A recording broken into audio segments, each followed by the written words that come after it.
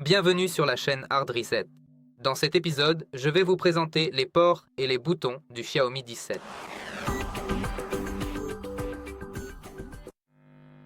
Commençons par le bas de notre appareil.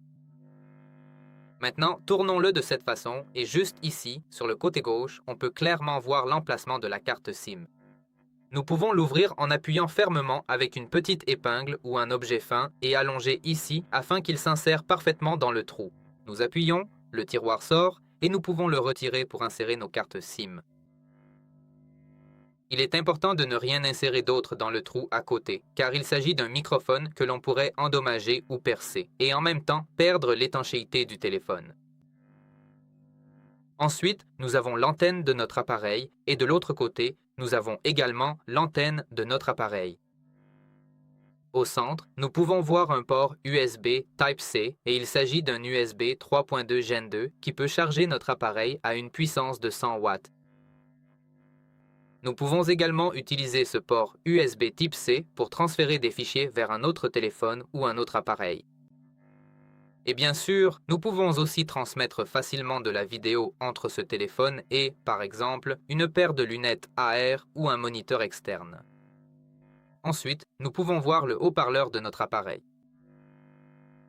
Lorsque nous tenons notre téléphone dans le bon sens, c'est-à-dire vers le haut, nous pouvons clairement voir deux antennes de notre téléphone. Il n'y a absolument aucun bouton visible ici. En le tournant encore vers la droite, nous pouvons voir une antenne juste ici et une autre antenne de l'autre côté. À cet endroit, vous pouvez également voir les marquages de l'Union européenne reflétés, bien sûr. En remontant ici, nous avons les boutons pour régler le volume vers le haut et vers le bas. Nous avons également le bouton d'alimentation. Quant à ces boutons physiques sur le côté, ils ne servent pas aux opérations de base du téléphone, bien sûr. Mais si nous allons au centre, en mode récupération, c'est-à-dire le mode Recovery, nous pourrons également naviguer parmi toutes les options disponibles ici, vers le haut et vers le bas, et nous confirmons ces options à l'aide du bouton d'alimentation. De l'autre côté de notre téléphone, nous trouverons deux bandes d'antennes distinctes, et c'est absolument tout ce qui se trouve sur cet autre cadre. Quant à l'arrière du téléphone, une caractéristique très intéressante que l'on peut trouver ici est ce point circulaire spécifique juste ici.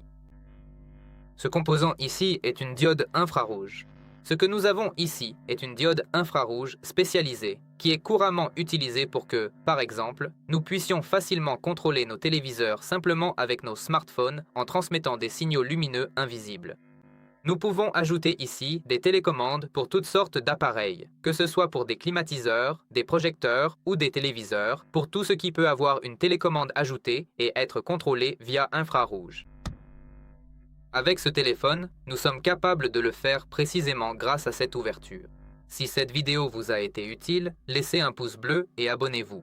C'est tout pour moi. Je vais vous dire au revoir maintenant. Au revoir.